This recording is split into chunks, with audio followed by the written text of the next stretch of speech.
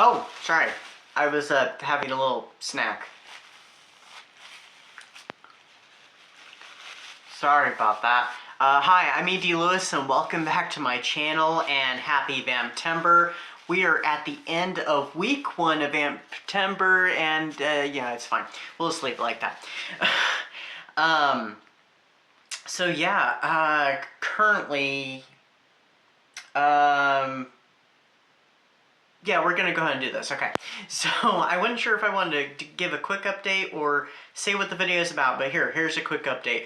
So I've started reading a poetry book, which I'm about halfway through, called Death and Lilies by Jack Townsend, and which I've read a poem and for Pax Poetry, and it's up. I'll have it linked down below. Interesting book of poetry for sure. It has some vampire poems, some non-vampire poems, but they're interesting. I kind of like the style. I'm not sure how to describe it. And I'm also over halfway through a novel, which is the first book in the Cirque du Freak series, and I'm enjoying it. I'll talk more about it in another video. So what is this video about? This video is going to be 2 reviews, and one of them is a pre-film segment I filmed back in July, late July, and the other one, which I'm going to review first, I actually read way back in February. Well, listened to, because unfortunately at the time I couldn't really read too much of stuff because of my little accident that happened in January. But less said about that, the better. Alright, so our first book is, and I thought these, these are vampire books, perfect for Vamptember, so I was saving them for now. The first book is Jane Slayre by Charlotte Bronte and Sherry Browning Irwin. Now this book I first saw on Cliff's Dark Gems, and I was very intrigued by it. I think I might have even heard of it beforehand, but I was intrigued to check it out after he had such good things to say about it. And I'm a big fan of Jane Eyre, so of course I'd be interested, plus vampires, so. It basically tells, the general story of Jane Eyre, except for her name is Jane Slayre, and she is being raised by vampires. Her aunt and uncle and her cousins are all well, her uncle is out of the picture. If you're familiar with Jane Eyre, you know about that. Her uncle is out of the picture, and she's being raised by her aunt and her children, her very terrible children, and living in not so great conditions. She ends up at a school for young girls, and she kind of finds her calling. Not only to be a governess, which does happen later in the book, but also to fight zombies and kill vampires and all kinds of the fun stuff. So, it's Jane Eyre with a twist. And yes, there are zombies in it, which I'm not a big fan of zombies, but this was actually very fun.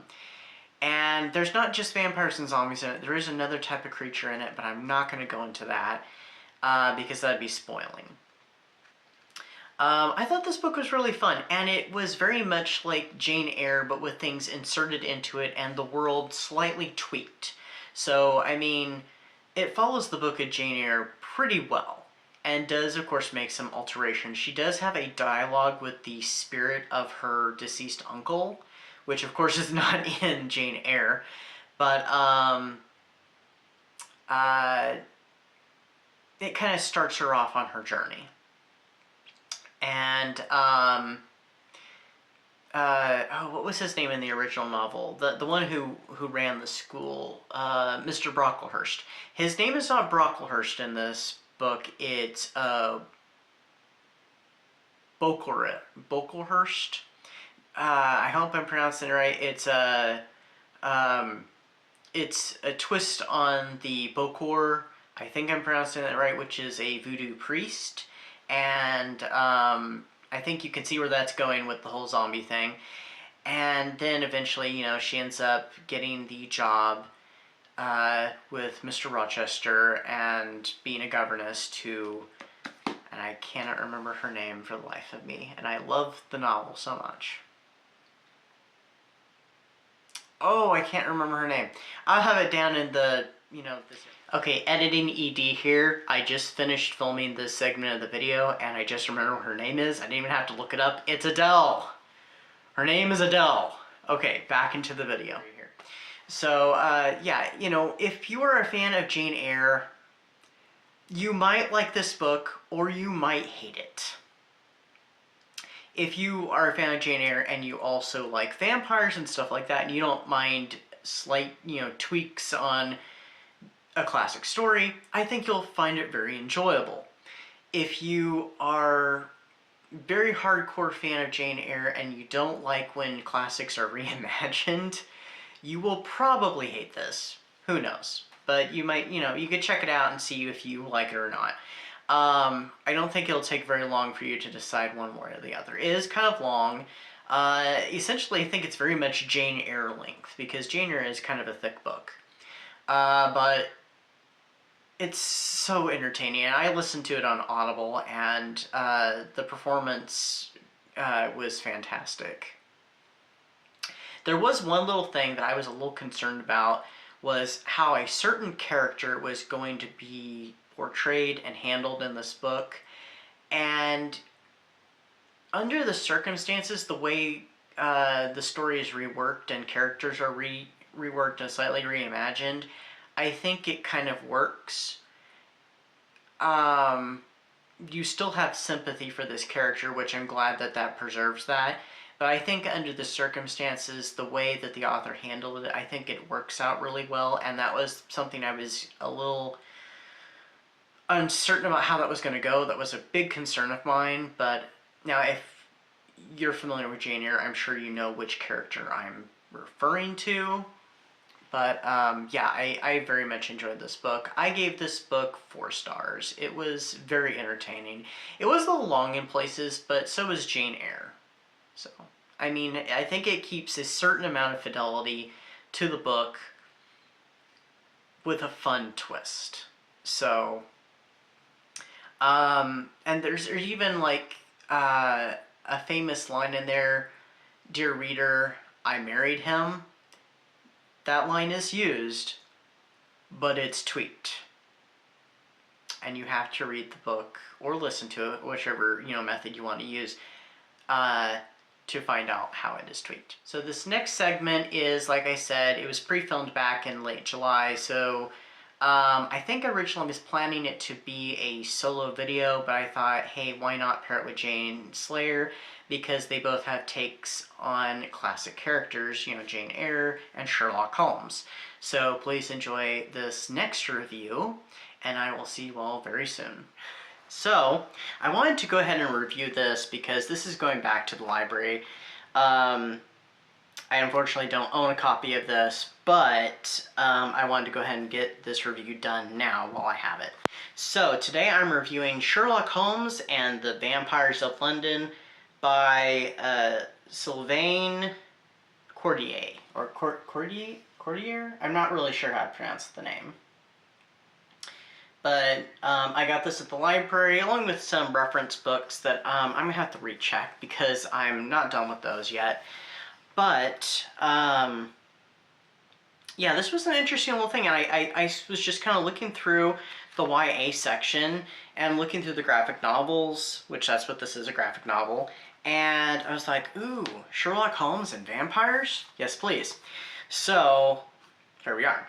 So this one takes place during, I do believe it's 1891, and yeah, Sherlock Holmes is believed to be dead. So if you're familiar with Sherlock Holmes lore, Sherlock Holmes supposedly met his demise fighting Professor Moriarty at the Reichenbach Falls.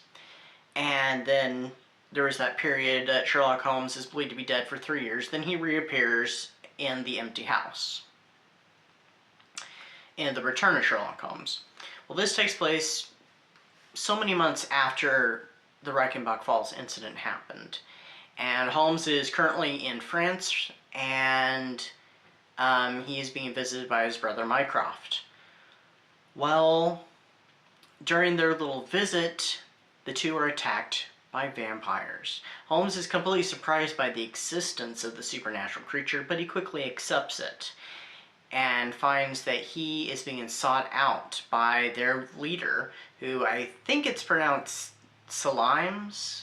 I'm not really sure how to pronounce his name, but he's this old vampire. To stop and apprehend a rogue vampire, one that kind of broke from their ranks and is murdering these very important people in London. So Holmes has to return to London and remain undercover so he doesn't, get discovered by people he knows, such as, Dr. Watson and Inspector Lestrade. So, yeah, it's a little different Sherlock Holmes. I think it keeps very much with Holmes and his idiosyncrasies and his ways. For the most part, anyway. There's some deviations, but yeah, he's using his methods. He's using his disguises. He's using chemistry to study the vampire's blood, and trying to find ways to satisfy his vampire client, as well as, find and fend off this rogue vampire named Chains. So, it was an interesting book. Not perfect, though. I will say it did lack in some areas, especially with Holmes's methods. But then again, it's a graphic novel. It can only do so much. And it had some, nice illustrations. Let's see if I can find some. I kind of thought that Sherlock Holmes, in some ways in the graphic novel, somewhat resembled Jeremy Brett, who played him in the 1980s and early 90s until his death. And he's actually one of my favorite Sherlock Holmes. Trying to find a good one here. Not perfect. I think he just, at least somewhat is reminiscent of Jeremy Brett's Sherlock Holmes. Yeah, okay. We'll go with this. So, I thought the art was pretty good. It's not the best I've ever seen, but not bad. And I think especially here, he really looks like Jeremy Brett. So. And I'm not sure. I kind of, it's one of those things where this was originally translated from French into English. So I kind of wonder how much gets lost in translation in the story. There were some moments that I was like, I had to reread spots. I'm like, did I understand that correctly? And I don't know if it was just me or if it was due to the translation, but yeah, that was one of the things I didn't think was so great about it. But all in all, I gave it 3.5 stars, which, I'd rank it as, it was good, it was enjoyable. It was a little more than okay, but I didn't really like it. So, I just liked it. I enjoyed myself. So that's my review. I hope everybody is having a great month so far. For me, it's the future. In September, I gotta get this back to the library and recheck my other books. And yeah, so stay safe, stay spooky, and until next time.